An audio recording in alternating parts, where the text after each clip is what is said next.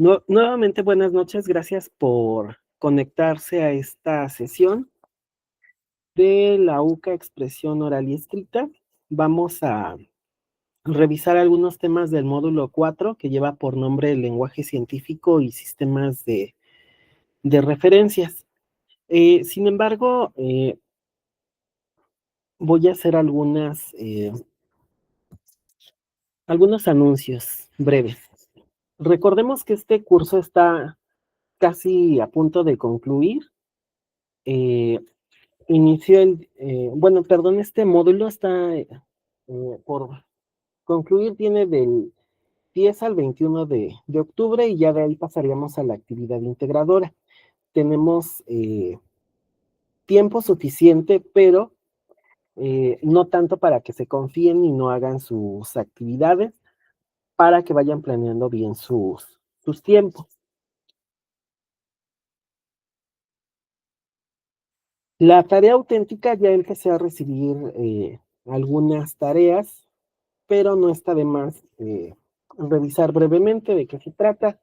Es básicamente un ensayo, son 3 cuartillas, portada, bibliografía y bueno, el tema es lo que se ha estado trabajando y bueno, no le veo mucha complicación. Se puede alcanzar la meta, hacer tres cuartillas, no le veo mucha complicación. Ya en la sesión anterior revisamos cómo se realiza un ensayo. Sé que ya varios de ustedes ya tienen conocimiento de cómo realizarlo, sin embargo, hicimos un breve recorrido para ver una guía, ¿no? Para poder escribir un ensayo. De igual forma, deben de participar en un foro de reforzamiento que se llama Eligiendo el mejor sistema de referencias. Ustedes van a revisar en el módulo 4 sistemas de referencia y bueno, tienen que elegir uno de ellos y participar con ese sistema de referencia dentro del foro de reforzamiento y retroalimentar a 2 de sus compañeros. También es una meta que perfectamente podemos alcanzar. Y bueno, los invito, ¿no? A que no se desesperen si sus compañeros tardan en subir sus participaciones. Pueden hacerme un comentario directamente a mí o yo ya subí algunas participaciones en el foro, pueden retroalimentarme para que si ven que sus compañeros están dejando todo al último momento, ya pueden ustedes participar. Y me voy a adelantar un poco. Ustedes saben que no, eh, a diferencia de otras generaciones a las que se les aplicaba un examen final, ustedes ya están exentos de ese examen, sin embargo, deben de realizar una actividad integradora. Como su nombre lo dice, esta actividad integradora retoma lo que ustedes realizaron y lo que ustedes estudiaron en los 4 módulos para hacer una entrega final.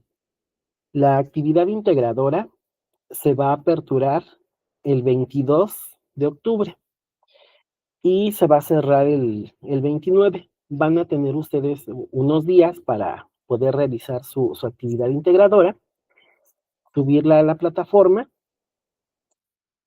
yo la califico, lo retroalimento y si tienen que hacer alguna corrección, ustedes podrían hacerla siempre y cuando sea antes del 29 de octubre.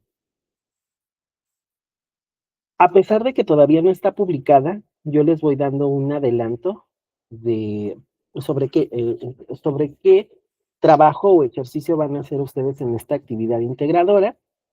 Ahorita, aunque la busquen en la plataforma, no la van a encontrar, no está habilitada, pero sí quiero que ustedes vayan contemplando qué es lo que van a hacer. Vamos a revisar brevemente qué es lo que van a hacer. Van a retomar sus tareas auténticas que hicieron en los 3 módulos. Recordemos que en el primer módulo solamente participaron en un foro integrador, pero en los siguientes módulos, en el módulo 2, 3 y en el 4, que está activo actualmente, van a ser tareas auténticas. Van a elaborar a partir de estas tareas una presentación en PowerPoint donde deberán argumentar a favor del potencial de la tecnología para la simplificación y digitalización a nivel nacional. Deben de mencionar los beneficios o ventajas de implementar las TICs en una organización empresarial. Deben de incluir estrategias, medios impresos o redes sociales para inspirar confianza y fomentar la colaboración entre los diversos actores. Se recomienda ilustrar los argumentos compartiendo la experiencia de una pyme, mostrando cómo la tecnología ha impactado positivamente en su funcionamiento. Cuando ustedes ya tengan esta presentación en PowerPoint, van a grabar un video de máximo 5 minutos utilizando la presentación en PowerPoint que han creado. En este video deberán presentar y defender las ideas clave y los argumentos que conforman la propuesta emanada de la pyme. Van a subir su video en el medio digital de su preferencia, Drive, YouTube, etcétera, para que puedan compartirlo. Deben de verificar los ajustes de privacidad, principalmente para que cuando sus compañeros o un servidor quieran entrar a ver el video, lo pueden hacer de forma automática, ya que recordemos que cuando hicieron su ejercicio de la infografía, varios de ustedes pusieron su video como privado y no lo podía yo visualizar, ni tampoco sus compañeros. Ya si posteriormente ustedes quieren poner en privado el video, lo pueden hacer, pero ya hasta que esté calificado y que sus compañeros hayan tenido la oportunidad de verlo. Y bueno, ya saben que el documento debe de tener carátula con los datos de ustedes, su nombre completo, el nombre de la UCA, la clave de la UCA, nombre del docente de la UCA y el enlace que lleve a su video. Les vuelvo a repetir, todavía no está cargada esta actividad integradora en la plataforma, ustedes todavía no la pueden ver, pero sí considero necesario darles un adelanto de qué es lo que van a hacer para que vayan contemplando ustedes sus tiempos. Aunque la actividad integradora nos dice que deben de hacer ustedes una presentación en PowerPoint, sé que varios de ustedes trabajan otras aplicaciones y otras herramientas. Pueden utilizar esas aplicaciones o herramientas siempre y cuando se cumpla el objetivo que nos está marcando esta actividad integradora. Eh, no sé, algunos han usado Canva, Prezi o alguna otra aplicación más, lo pueden hacer. La sugerencia es que utilicen PowerPoint porque no todos sus compañeros tienen a veces acceso a otras aplicaciones o apenas están en el proceso de aprender a manejarlas. Pero quien lo quiera hacer en PowerPoint lo puede hacer y quien quiera utilizar otra aplicación también lo puede hacer. Y les digo, esto es solamente un adelanto para que ustedes vayan contemplando sus tiempos e incluso si quieren ir adelantando un poco de esta tarea para que no les ganen las prisas. No sé si hasta aquí tengan alguna duda, alguna pregunta, algún comentario.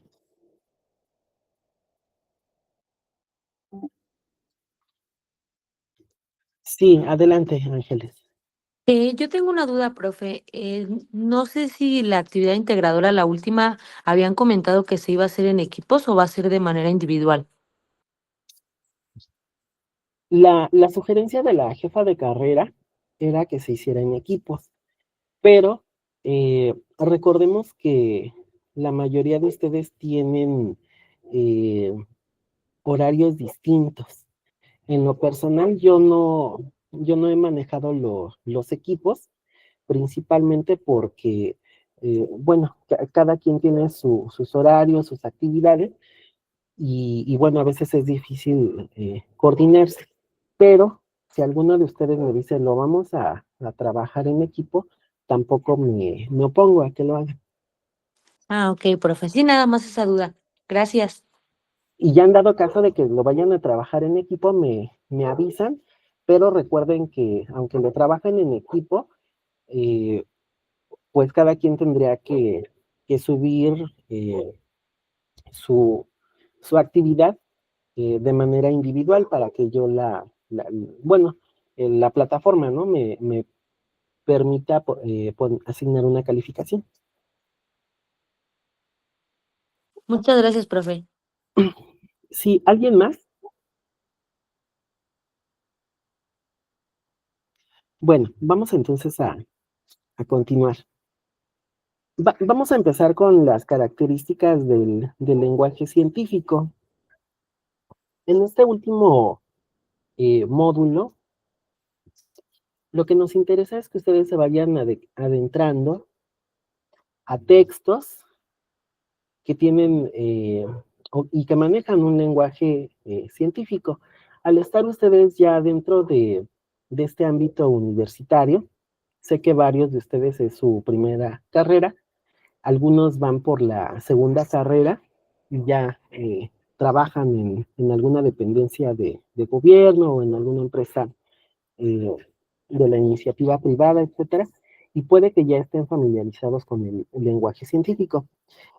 Sin embargo, la finalidad de este módulo es que ustedes vayan proyectando que cuando se vayan ustedes a titular, muchos de ustedes lo van a hacer con una tesis o con una tesina y necesariamente van a tener que redactar un trabajo final donde van a demostrar todos los conocimientos que adquirieron durante toda su trayectoria dentro de la universidad.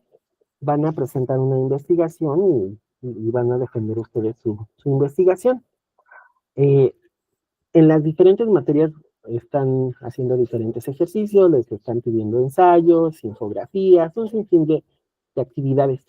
Y en todos estos trabajos y en su trabajo final, que sería la tesis o la tesina, ustedes ya tendrían que manejar un lenguaje de carácter científico. En esta carrera y en cada una de las diferentes licenciaturas o ingenierías, como profesionistas vamos adquiriendo eh, un lenguaje con ciertos tecnicismos que son propios de la carrera. Y si alguien ajeno a nuestra carrera nos escucha hablar, puede que no entienda muchos de estos tecnicismos. Y no es con la finalidad de excluirlos, sino que a final de cuentas la carrera o la disciplina nos demanda, ¿no? Que utilicemos un lenguaje de carácter científico y vamos a ver que tiene muchas ventajas el utilizarlo. Eh, y es que desde el momento en el que ustedes empiezan a revisar textos que le dejan como trabajo para que ustedes puedan leerlos y revisarlos, sus diferentes profesores, ya están adentrándose a este lenguaje científico, donde diferentes teóricos o investigadores eh, nos empiezan a comunicar sus conocimientos, sus descubrimientos, sus resultados, todos basados en el método científico, y la idea es que nosotros vayamos incorporando pues a nuestro lenguaje, a nuestros trabajos, eh, todos estos conceptos, todos estos tecnicismos, porque a final de cuentas pues estamos formándonos como profesionistas. ¿Cuáles son algunas características del lenguaje científico? Eh, Podemos sintetizarlas en 6, sin embargo, vamos a ver que existen más. Hablamos de la universalidad, de la ética profesional, de la verificabilidad, objetividad, precisión y claridad. Podríamos englobarlas en estos 6 grandes apartados. Sin embargo, vamos a ver que existen más y veremos algunos ejemplos. Una de las primeras características del lenguaje científico va a ser la claridad. El lenguaje científico va a buscar que las ideas se entiendan con facilidad. Para lograrlo, va a evitar expresiones confusas, redundancias o términos ambiguos. Cada palabra que vayamos nosotros a utilizar dentro de nuestros trabajos, dentro de nuestras exposiciones, dentro de, si nos toca participar en algún coloquio donde vamos a presentar una ponencia, etcétera, debemos de comunicar nuestros conocimientos de una forma clara eh, y que sea accesible al público que ya sea que nos esté leyendo o que nos esté viendo. Ejemplo de claridad. En lugar de decir bastante caliente, se prefiere decir a 80 grados centígrados. Eh, a lo mejor en términos coloquiales podemos utilizar estas frases, ¿no? De está bastante caliente, pero ya en el lenguaje con un carácter científico tendremos que ser más claros, ¿no? Bastante caliente, pues es muy ambiguo. Cada quien lo puede entender de distinta forma. Pero si somos claros y decimos 80 grados centígrados, ya no queda duda de que la temperatura es elevada. Pongamos otro ejemplo. Supongamos que estamos platicando con nuestro vecino, nuestra vecina, y le decimos, ay, vecina, es que tengo una piedra en el riñón. Un médico no puede utilizar esos términos. A lo mejor para que su paciente le entienda, sí le puede decir, bueno, tiene usted una piedra en el riñón. Pero en lenguaje científico él no puede decir, es que tiene usted una piedra. El paciente tiene una piedra en el riñón. Lo que él utilizaría sería ya una terminología que tiene que ver con el lenguaje propio de su disciplina. Diría, el paciente tiene litiasis, perdón, litiasis renal. Es lo mismo, piedra en el riñón, pero ya utilizando un lenguaje científico que es muy claro. Litiasis es un lito, es una piedra. Renal, referente a los riñones.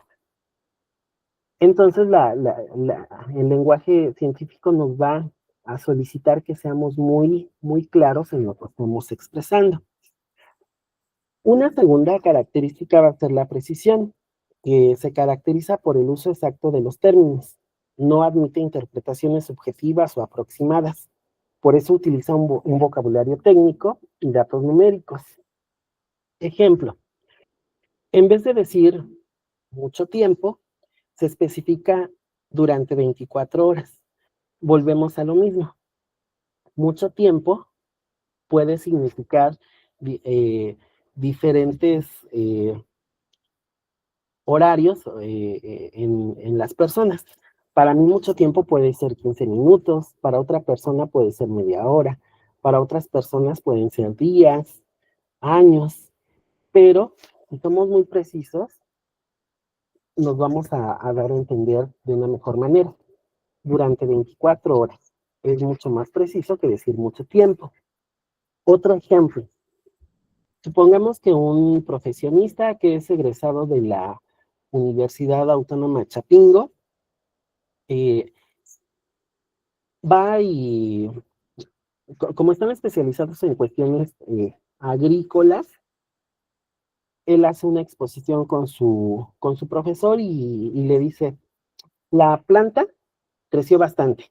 Él fue a un cultivo, metió una semillita en la tierra y empezó a crecer. No puede llegar con sus compañeros o con su profesora a decirle, sí, la planta creció bastante. No, porque él ya tiene, a pesar de que está estudiando cuestiones que tienen que ver con temas agrícolas, también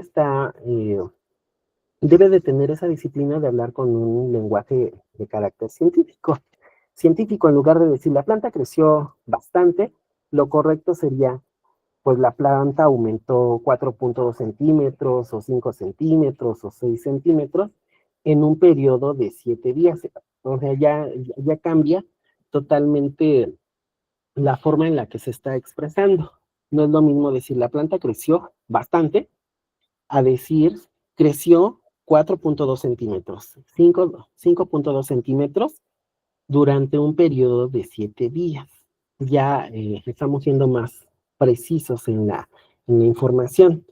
Supongamos que vamos a utilizar datos estadísticos para ser más precisos. Yo no puedo decir, es que las TICs han tenido un gran aumento en México.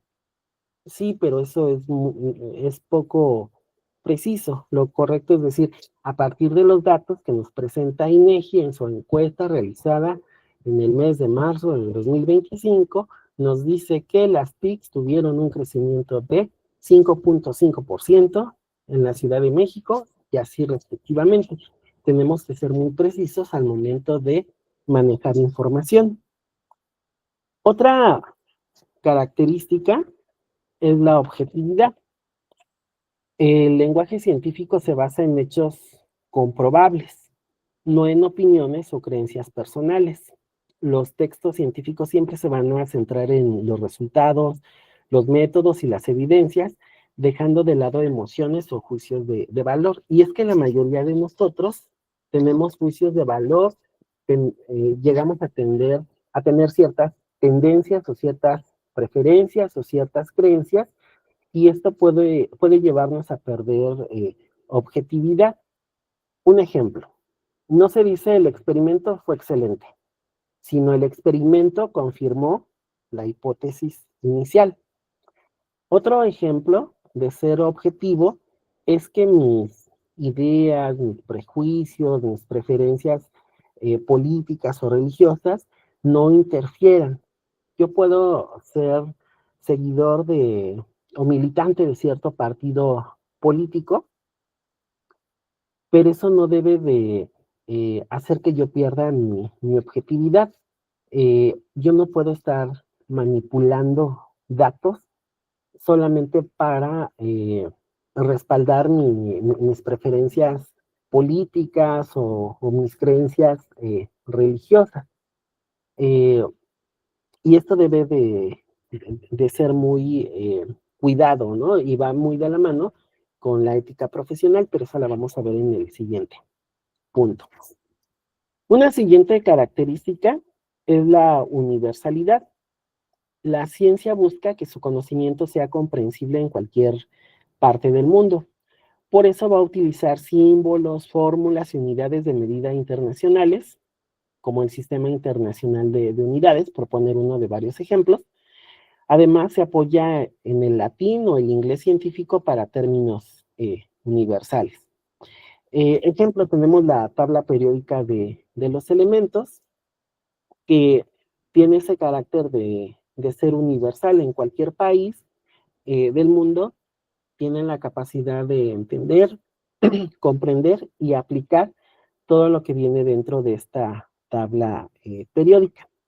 Debemos de hacer rápidamente una observación de por qué muchos de los términos científicos se apoyan en latín o inglés.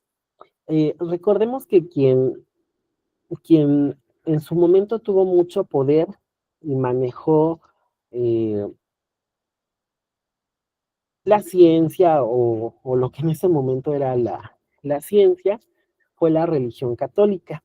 Y recordemos que los primeros católicos utilizaban el latín. Es por ello que muchos términos o muchas palabras que utilizamos dentro de la ciencia van a tener su raíz en el latín.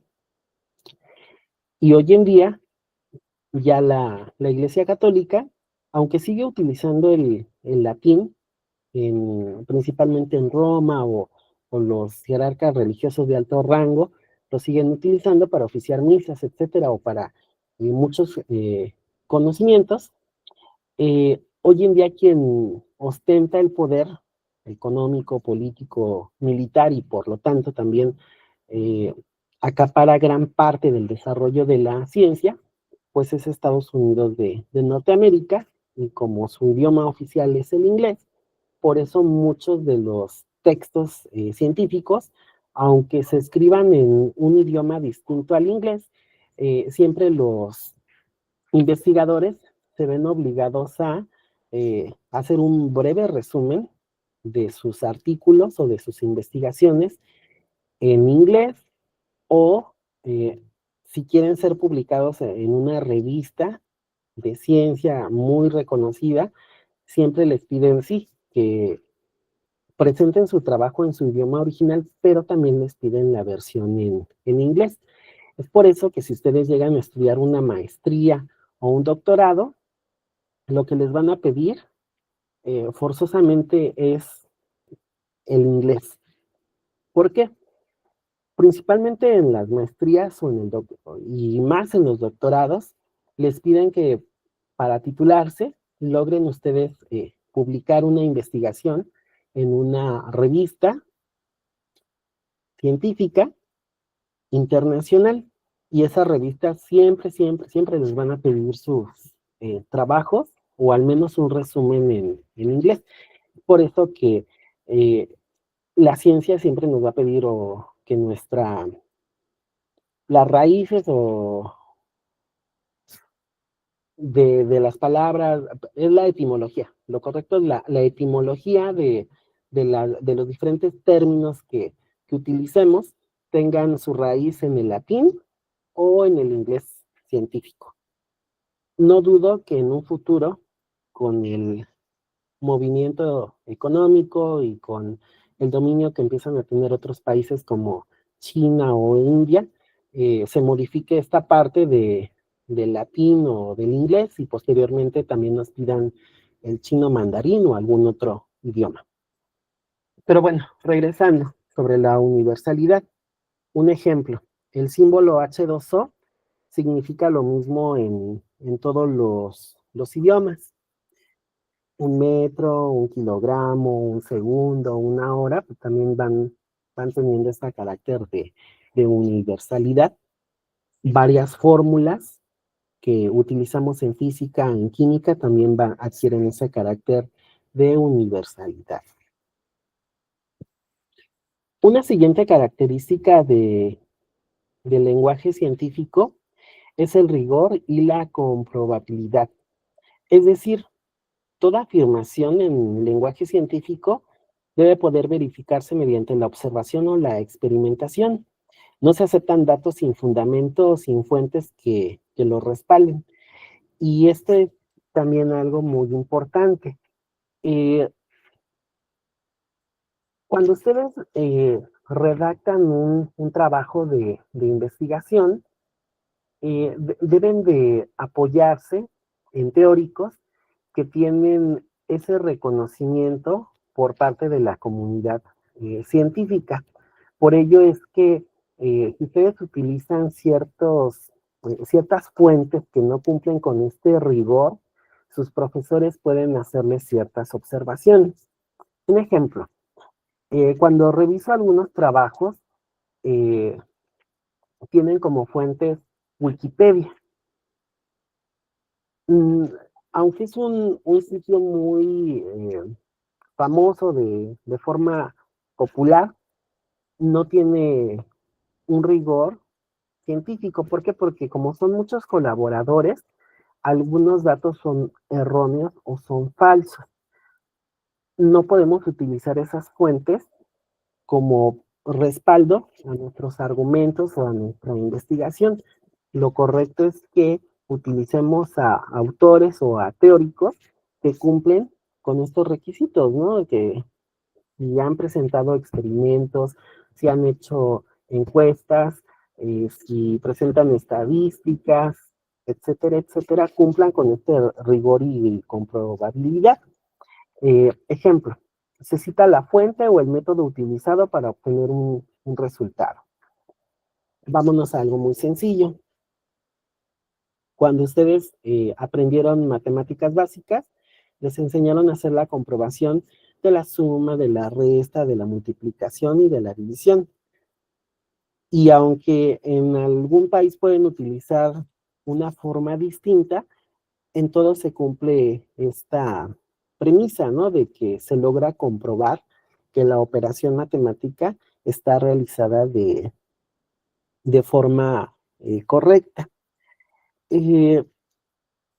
Una siguiente característica del lenguaje científico va a ser la impersonalidad. Habíamos visto en la sesión anterior que la mayoría de los autores o teóricos van a exponer sus investigaciones en ensayos. Y estos ensayos, cuando son de carácter formal, van a tener que cumplir con ciertos requisitos. Ejemplo, el autor evita involucrarse directamente en el texto. En lugar de usar la primera persona, yo o nosotros, se emplean formas impersonales o pasivas. Ejemplo, en vez de realicé la prueba, se dice se realizó la prueba o la prueba fue realizada. Es decir, para un trabajo con un carácter académico o formal, recordemos que siempre se escribe en tercera persona, el tono siempre tiene que ser objetivo, analítico y formal. Y como ya les mencionaba, pues se debe de evitar el yo, el nosotros, el tú, el ustedes, etcétera.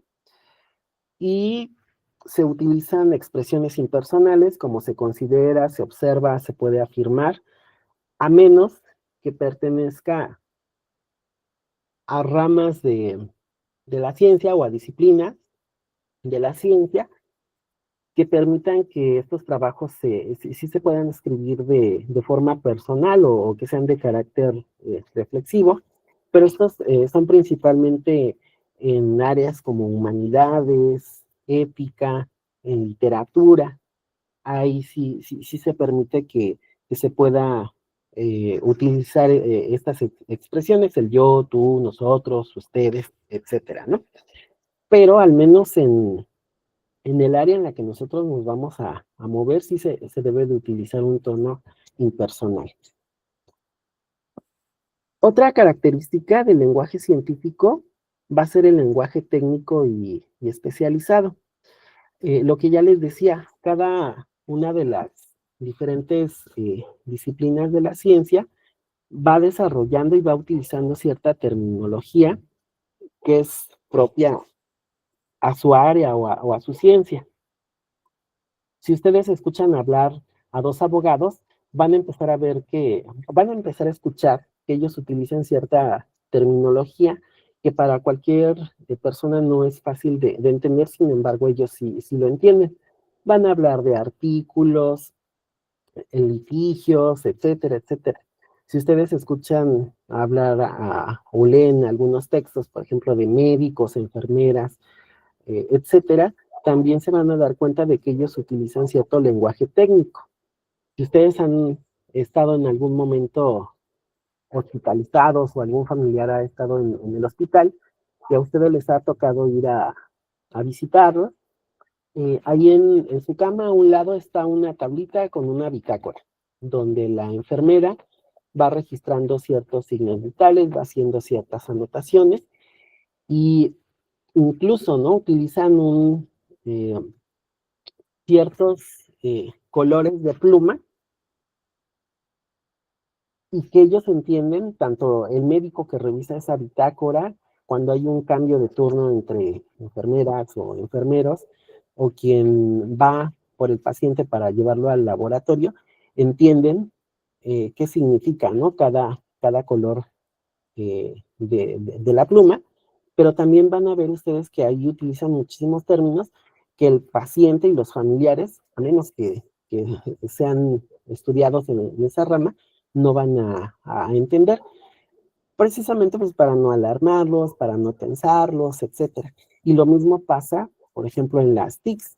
Ustedes, si le empiezan a comentar a algún familiar sobre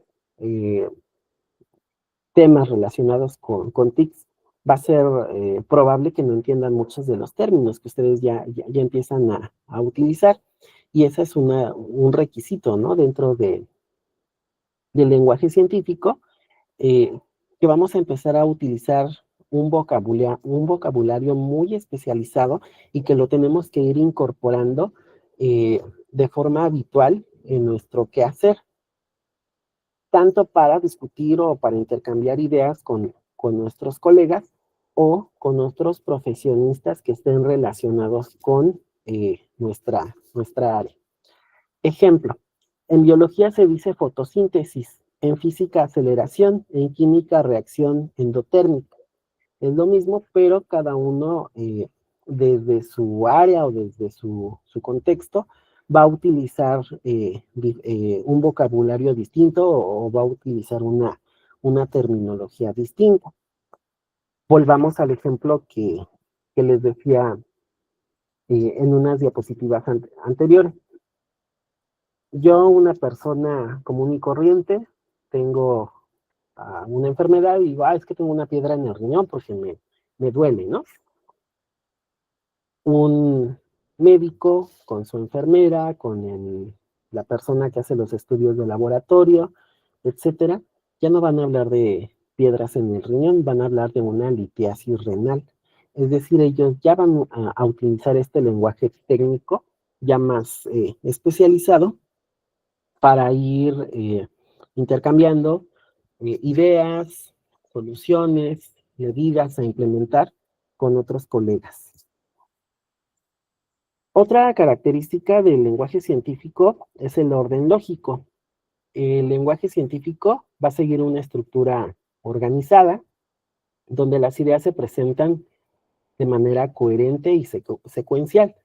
Y esto es básico, ¿no? Debe de haber una introducción, un desarrollo, resultados y conclusiones. Esto va a facilitar la comprensión y que se pueda verificar esta información.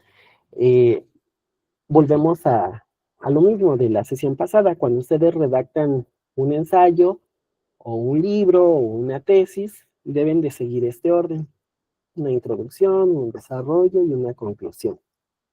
Incluso, ¿no? Autores o teóricos especializados que ya escriben literatura más amplia, más extensa, un libro o volúmenes de libros, siguen este orden lógico: una introducción, un desarrollo y una conclusión, aunque ya no necesariamente marquen esos 3 puntos, pero el lector o los lectores sí van entendiendo que cuando revisan un artículo, cuando ven una ponencia, cuando escuchan una conferencia, etcétera, se sigue este orden lógico. Otra característica va a ser la concisión. Se busca decir mucho con pocas palabras. Se eliminan adornos literarios, frases innecesarias o repeticiones. La economía del lenguaje ayuda a concentrarse en datos esenciales. Y es que, a diferencia de otras ramas o disciplinas, por ejemplo, en humanidades, pues sí está permitido utilizar eh, muchas frases eh, en ética, en filosofía, en la literatura, sí es válido, pero ya en ciencias más formales, sí se pide ir al punto, a lo conciso. eh, Se dice en términos vulgares, eh, no llenar un trabajo de mucha paja, ¿no? De mucha basura. ¿Por qué? Porque eh, a veces decimos mucho, pero realmente no estamos diciendo nada, solamente estamos eh, poniendo palabras de más cuando podemos ser muy concisos. Un ejemplo: en lugar de el experimento fue llevado a cabo con el fin de poder determinar, es una oración muy larga, la podemos simplificar en el experimento determinó. Es más conciso, está expresando de forma más corta, pero sin perder su esencia, lo que el investigador nos va a exponer. Entonces evitemos utilizar muchas palabras o cosas o frases que están de más, salvo que, les vuelvo a mencionar, estemos trabajando en humanidades, en ética, en literatura, donde sí es válido. Y bueno, llegamos a un punto que es fundamental dentro del lenguaje científico, que es la ética profesional. Incluso ustedes, me parece que en octavo semestre van a tener esta materia, la de ética profesional. Sin embargo, no nos vamos a estar esperando hasta llegar a ese semestre para manejar la ética profesional. Cuando nosotros realizamos algún trabajo, algún ensayo, alguna ponencia, eh, algo donde nosotros vamos a desarrollar un tema que queremos exponer a nuestro profesor, a nuestros compañeros, a nuestros colegas, debemos de ser muy honestos, debemos de ser muy responsables y debemos de respetar la verdad.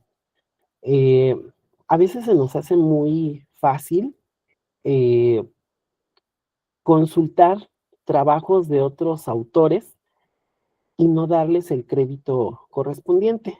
Me meto a una página de internet, me pongo a leer lo que escribió un determinado autor y lo redacto yo con mis propias palabras. Aunque yo lo estoy redactando con mis palabras, estoy retomando las ideas que otro investigador u otro teórico desarrolló. Aunque yo lo escriba con mis palabras y yo digo, es que esto no es plagio, ¿no? Porque yo lo estoy redactando con mis palabras, sí, eso es parafrasear. Estás utilizando una idea de un autor o de otros autores con tus propias palabras. Aunque parezca que no es un plagio, sí lo es. Siempre es necesario hacer una cita o una referencia a ese autor o a esos autores. Sí, lo estoy parafraseando, lo estoy diciendo con mis palabras. Sin embargo, reconozco que las ideas o las cifras o las estadísticas fueron desarrolladas por tal o cual autor y yo le doy el crédito correspondiente. Hay otras personas que hacen cosas peores. Van, copian tal cual, ni siquiera lo redactan con sus propias palabras, copian y pegan. Y van armando un trabajo que parece un Frankenstein, ¿no? Porque cortan un pedazo de un texto, un pedazo de otro, inmediatamente se ve que es algo que no tiene coherencia. El autor o los autores van a tener un estilo propio y un lector inmediatamente va a decir, no, es que esto parece que fue sacado de un trabajo, este de otro, y así respectivamente. Eso tampoco es tener ética profesional. ¿Por qué? Porque nos estamos apropiando de diferentes pedazos de textos, de obras que desarrollaron otros autores, y también estamos faltando a la ética profesional. Ejemplos sobre esto hay muchos.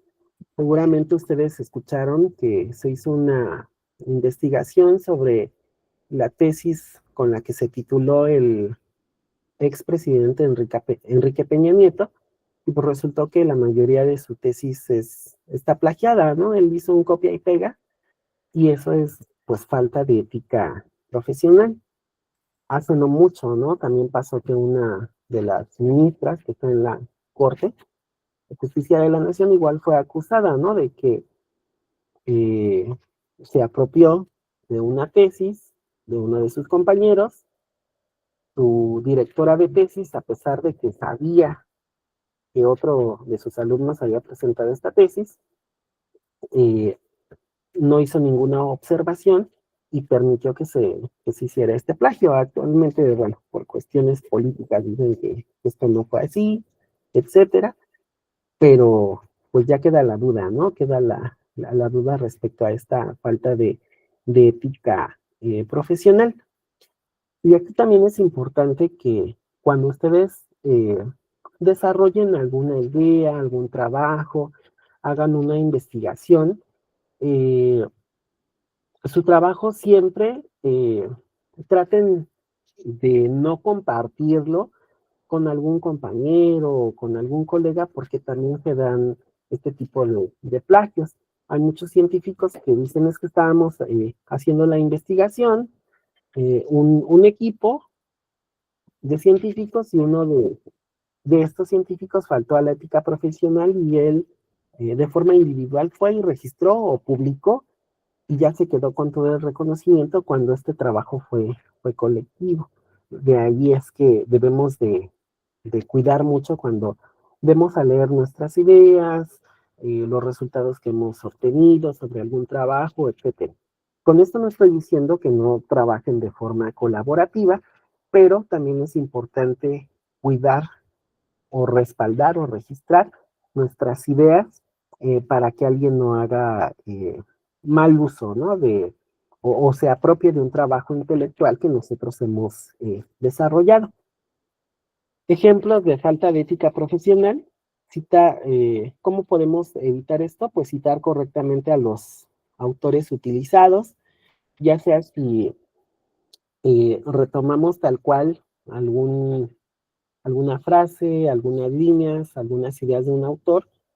Si lo parafraseamos, también hay que darle el crédito correspondiente. Si utilizamos cifras o estadísticas de alguna dependencia de gobierno, también hay que dar el crédito correspondiente.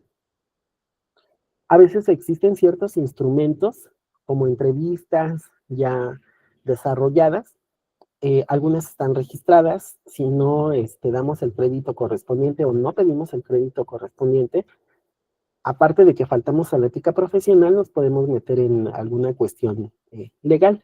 Por eso siempre es importante que revisemos nuestros manuales de cómo hacer citas, referencias, qué tanto puedo yo utilizar de un trabajo de un autor. Tampoco podemos copiar y pegar una cuartilla. Existe un determinado número de letras que podemos o palabras que podemos utilizar, eh, principalmente para no caer en estas cuestiones de plagio. Otra característica del lenguaje científico es el uso de recursos gráficos.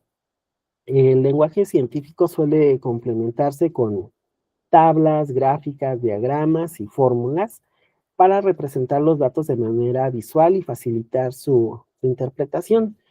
Eh, no sé, cuando nos presentan los resultados del Censo de Población y Vivienda, eh, si ustedes se meten a la página de INEGI, van a ver que son datos abiertos y están capturados en Excel y difícilmente los vamos a entender. Viene incluido un diccionario para que quien consulta esos datos, consulte el diccionario y sepa, cada uno de esos datos viene con alguna abreviatura y saber qué significa cada abreviatura de cada una de esas celdas. Y pues necesitamos ser como estar muy familiarizado con esos recursos para poder interpretarlos. Y tener sobre todo tiempo. A lo mejor un demógrafo, un sociólogo, un antropólogo, incluso ustedes mismos sí podrían entender estas bases de datos de INEGI, de Coneval, de la Secretaría de Salud o de cualquier otra dependencia. Sin embargo, no todas las personas ni tienen el tiempo ni tienen la capacidad de entender todas estas bases de datos, y a veces es más fácil presentarles ya eh, una gráfica. A lo mejor las personas quieren saber cuántas mujeres hay en México con un rango de edad de 15 a 25 años de edad. Y se presenta una gráfica. Es más fácil que una persona la pueda ver, la pueda leer y la pueda interpretar. La ciencia se va a apoyar de este tipo de recursos. Bases de datos, tablas, gráficas, diagramas o ciertos símbolos. Si ustedes van a un hospital, se van a dar cuenta que eh, van a existir diferentes símbolos que también ayudan a la ciencia. Cuando nos toman una muestra de sangre, ese material es peligroso y se tiene que colocar en un recipiente que está en color rojo, ¿no? Y en un hospital se sabe que el color rojo marca que eso es un material peligroso, ¿no? Y que no puede ser desechado en cualquier parte, ¿no? Sino que tiene que ir alguien especializado a recoger ese tipo de desechos. Si está en color amarillo, significa determinadas cosas, etcétera. Ustedes que están inmersos en las TICs, cuando les toca, si es que alguno se está especializando también en reparar algún dispositivo, sabe que cuando se abre algún dispositivo y se empiezan a revisar las diferentes piezas, tienen diferentes símbolos, diferentes colores, y si ustedes ya están familiarizados, saben qué significa cada símbolo o cada color, o incluso vean ustedes el teclado de su computadora o de su dispositivo, también utiliza ciertos símbolos que permiten que ustedes puedan manejar o puedan poner realizar ciertas operaciones, etcétera. Entonces, la ciencia también va a hacer uso de estos recursos gráficos para poder darse a entender. Y también, ¿no? Cada profesionista va a utilizar diferentes recursos y los va a interpretar de diferente forma. Con todo esto, con todas estas características que tiene el lenguaje científico, ahora viene esta pregunta: ¿dónde puedo yo encontrar recursos o materiales que tengan esta validez o este carácter científico? Ya me dijo el profesor que no me puedo meter a Google y teclear el tema que estoy buscando, porque uno de los primeros resultados que va a aparecer es Wikipedia, y ya me dijo que no es un recurso confiable. Lo pueden utilizar jóvenes que van en la primaria, en la secundaria, en la prepa, ¿no? Pero ya en la universidad ya no podemos utilizar estos recursos, o el Rincón del Vago, o tareas.com, etcétera.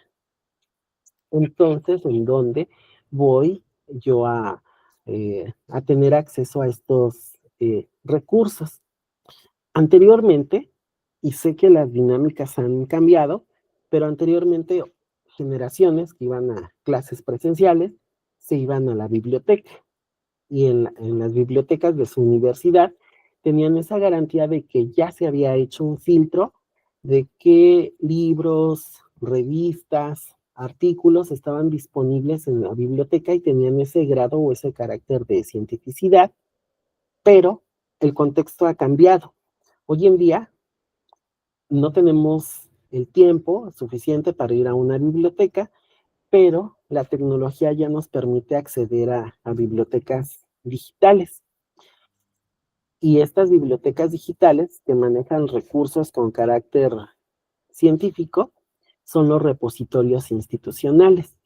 En un repositorio institucional vamos a encontrar libros, revistas, ponencias, grabaciones de discursos o de presentaciones que diferentes autores, teóricos, científicos eh, han desarrollado y que quedan a disposición del público en general, pero particularmente para un público especializado que está investigando sobre un tema y necesita utilizar estos recursos para alimentar o nutrir su investigación. Entonces nosotros como universitarios debemos de ir a repositorios institucionales. Eh, ¿Dónde están estos repositorios institucionales? Las dependencias de gobierno tienen diferentes repositorios institucionales. INEGI tiene bases de datos, algunas sí se tienen que comprar, pero hay otras que son de dominio público y ustedes pueden accesar a ellas eh, en cualquier día y horario de la semana, y tenemos la garantía de que son datos válidos. Incluso viene ahí qué metodología utilizaron para desarrollar su instrumento, que generalmente son encuestas, cuál es la muestra que utilizaron, cuáles son los datos que arrojaron estas encuestas. Realizan diferentes encuestas en diferentes temas, no solamente los censos y los conteos, sino muchos más trabajos. Ese es un repositorio institucional. Ustedes quieren saber sobre pobreza y programas sociales, pues nos vamos a Coneval. Coneval igual tiene bases de datos que incluso son interactivas. Les dice cuáles son los índices de pobreza, eh, les muestra la pobreza que existe por municipio, por estado, a nivel país, etcétera. Y va a haber más repositorios institucionales. Por ejemplo, está el repositorio nacional. Ustedes pueden entrar y van a encontrar artículos que en su momento fueron realizados por CONACYT, hoy tiene otro nombre parecido, pero ahí está toda la investigación que han hecho los científicos de nuestro país. Les mencionaba de Google. Generalmente utilizamos el que está más masificado. Sin embargo, si ustedes quieren seguirlo utilizando, lo pueden hacer, pero ya tendrían que irse al Google académico. Vamos a ver que los resultados que arroja uno y otro son totalmente distintos. Ejemplo, en el Google masivo, el que utiliza cualquier persona, yo busqué violencia de género. Lo puse aquí en el buscador, inmediatamente me aparece una definición que hace la inteligencia artificial y posteriormente el primer resultado que arrojó fue Wikipedia. Mucha gente que hace, pues se va con lo que le dice Wikipedia, copia y pega. Sin embargo, si yo me voy al Google académico y pongo en el buscador el mismo tema, violencia de género, ya vemos que los resultados son totalmente distintos. Ya no me aparece la definición que hace la inteligencia artificial, ya no me aparece Wikipedia, ya me aparecen trabajos más especializados, vienen también sugerencias de sitios que tienen un mayor reconocimiento, el Poder Judicial, Academia, Edu, etcétera. Vienen artículos de revistas, etcétera. Y ya aquí, en esta parte, ya también vienen sugerencias, ¿no? En qué idioma lo quiero, en qué orden de relevancia, etcétera. Entonces, no es lo mismo que utilicemos el Google de siempre a ir al académico. La Universidad Rosario Castellanos también está en proceso de desarrollar su repositorio institucional. Sin embargo, ya también nos ofrece, si ustedes entran a su página, nos ofrece enlaces a bibliotecas digitales, que son repositorios institucionales donde podemos encontrar artículos, libros, revistas, textos, tanto en español, en inglés o en otro idioma. La Biblioteca Virtual de México, algunos sitios europeos, algunos sitios españoles, la Biblioteca Digital de la UNAM, revista de la UNAM. Creo que una de las más importantes es la de la UNAM. Tiene ciertos datos que son abiertos, que los puede ver cualquier público, pero también sí tiene ciertos datos que están restringidos a sus alumnos, sí piden número de cuenta y todo eso, pero con que entremos a los datos abiertos encontramos mucha información. Y otros repositorios institucionales, seguramente ustedes se han encontrado ya con estos sitios, donde también diferentes autores confían o suben sus artículos académicos y también tienen toda la validez y todo el rigor científico. También este sitio, igual lo han de conocer, igual tiene un gran acervo, ¿no? Respecto a artículos, revistas, publicaciones. Aquí, por ejemplo, nos dice cuántas revistas tiene, cuántos documentos, alertas, usuarios, cuántas tesis.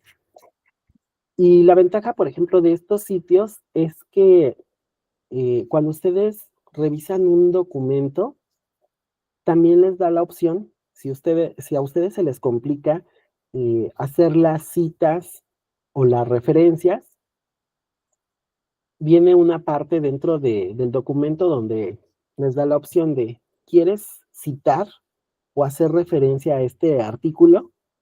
Y les pone la opción, ¿lo quieres en APA? ¿Lo quieres en Chicago? ¿Lo quieres en qué formato lo quieres? Le dan clic y en automático lo arroja, ya nada más es cuestión de que copien y peguen. Ya viene eh, la referencia, ¿no? En el sistema que ustedes requieran. Eh, el más común es Zapa, séptima edición, pero, por ejemplo, los historiadores se utilizan en Chicago, en algunas ramas de la química, la física, la biología utilizan otro sistema de referencias, pero en nuestro caso el que más vamos a utilizar es el APA, el séptima edición, es el que más vamos a estar utilizando. Eh, no sé si hasta aquí tengan alguna duda, pregunta, comentario. No, profe, ninguno. Bueno, eh, por hoy vamos a dejar hasta aquí la exposición. Vamos a seguir en la siguiente sesión. Sin embargo, antes de despedirnos, en el módulo 4, en el foro de reforzamiento, déjenme compartirles la pantalla. Denme un segundo.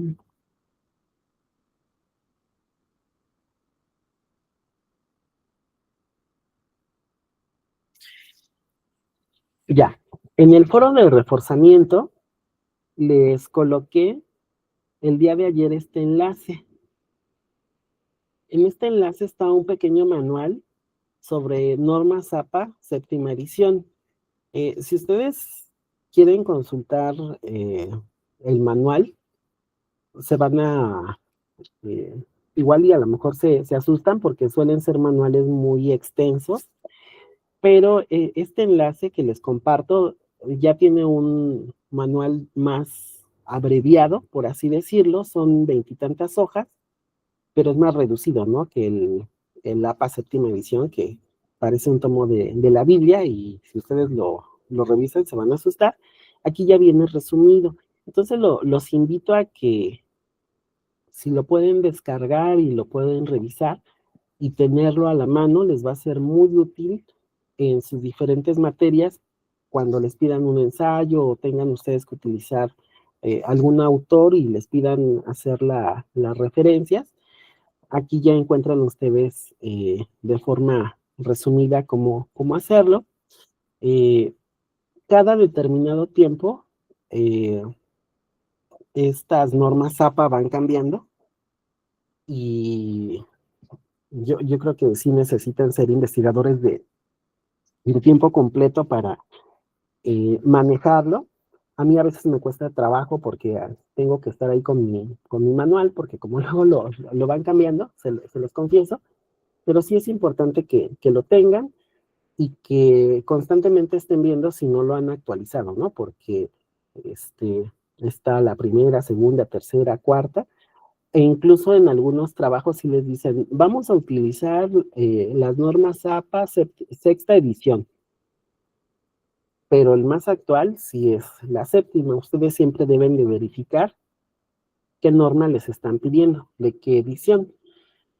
Actualmente todos utilizan el séptima edición, pero sí hay una gran diferencia entre la sexta y la séptima. Sí cambió totalmente. Pero para que lo tengan como su manual ahí de planta y que también estén checando si hay alguna modificación o si se hacen cambios en este manual para que bajen digamos que el más actualizado. Pero bueno, después de esto les agradezco muchísimo que se conectaran el día de hoy. Quedo al pendiente de cualquier duda, pregunta o comentario que puedan tener. Y si surge alguna duda, pregunta o comentario, estoy disponible en el foro de dudas, en el mensajero de la plataforma o directamente al correo electrónico. Gracias y que tengan una excelente noche. Gracias, profe. Cuídense. Muchas gracias, profe. Nos vemos. Hasta luego, gracias. Muchas gracias, profesor. Nos vemos, cuídense.